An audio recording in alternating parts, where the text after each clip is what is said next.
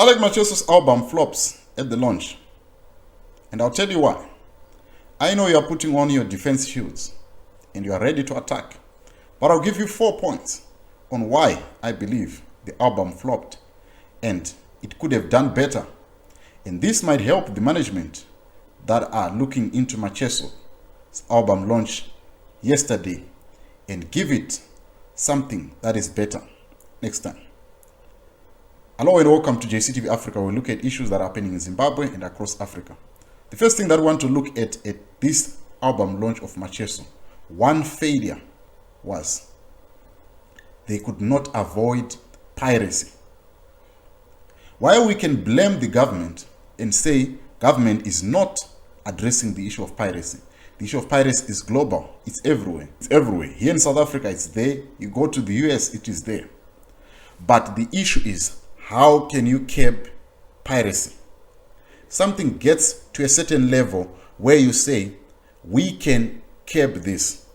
Here in South Africa, most of the artists that are here, you cannot put their songs on YouTube and get away with it, whether on SoundCloud or any other place. Why is that? There is Africori. To those that do not know Africori, it is an online music platform that makes sure that it identifies any time when somebody uploads content that is not theirs. It's most like what you do when you go on your Facebook and you start to play music that is not yours.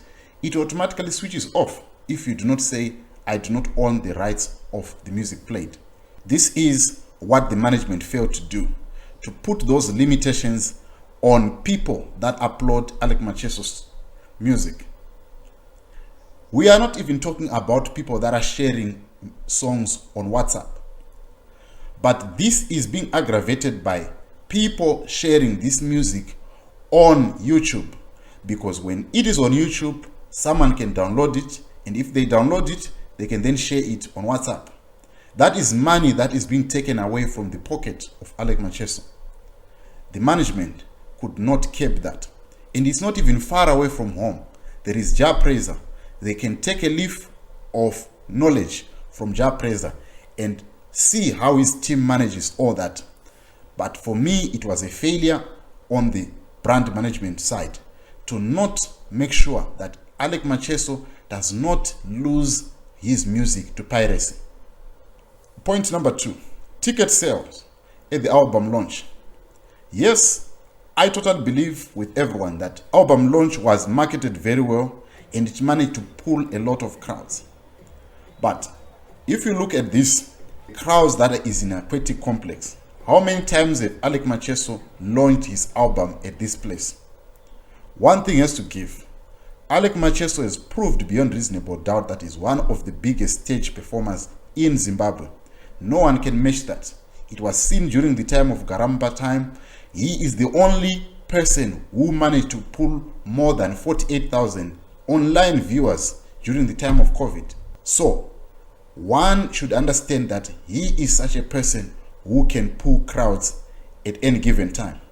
So when they were selling tickets, and there were other pointers that they could see during the time of at the Borodale race course, how many crowds were there.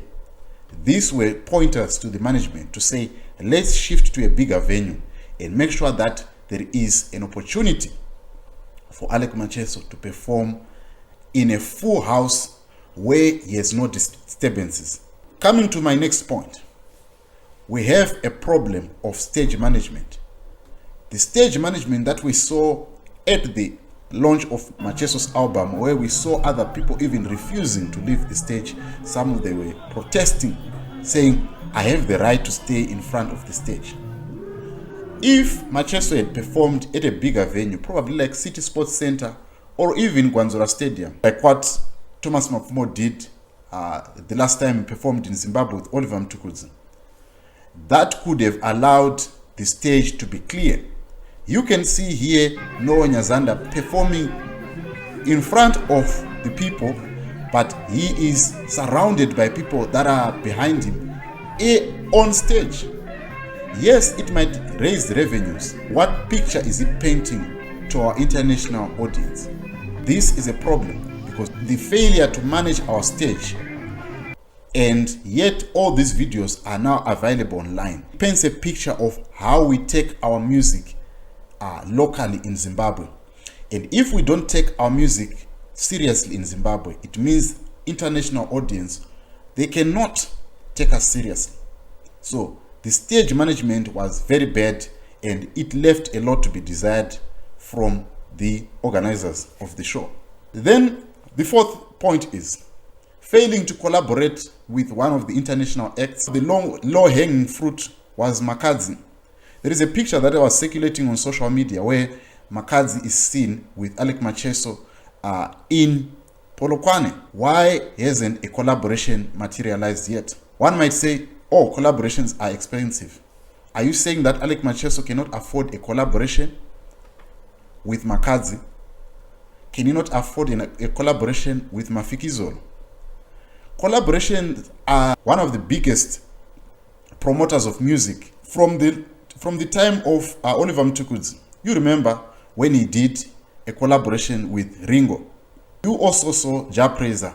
It took him to international stage when he did a collaboration with Diamond Platnumz, Davido, Yemi Alade, among others. This is how you market your music. It's an exchange of culture. It's an exchange of knowledge. And by so doing, you are also exchanging audiences. Alick Macheso could have had a collaboration with Macheso, whom the music beats per minute are almost the same. Macheso's music is fast, Alick Macheso's music is fast, and they could have done a better collaboration. For me, it was a failure on the management side in order to penetrate the international audience. I know South African people, they love Zimbabwean music. But one thing that could have pushed or amplified this further was having a collaboration with one of their own. And Macheso is one of the rising stars that could have pushed Alick Macheso straight into the homes of South Africans. In conclusion, this is what I would say. If the management of Alick Macheso really wants to push the brand Alick Macheso of Sungura outside of Zimbabwe, they need to do this. They need to hold another show, an album launch 2.0, whereby they can hold it at a bigger venue, where there will be management of crowds, and the stage is clear, and even have a single collaboration of Macheso with any of the South African artists. For me, I believe time is now for Sungura to be pushed outside of Zimbabwe. I know some of you might not like my tone, but I believe Alick Macheso needs to be pushed outside of Zimbabwe, and his brand needs to be better. He needs to get to the stage where Burna Boy is. He needs to get to the stage where Japreza is, or Thomas Mafumo was, or Oliver Mtukudzi. We need Macheso to get to that stage. Tell me what you think in the comment section.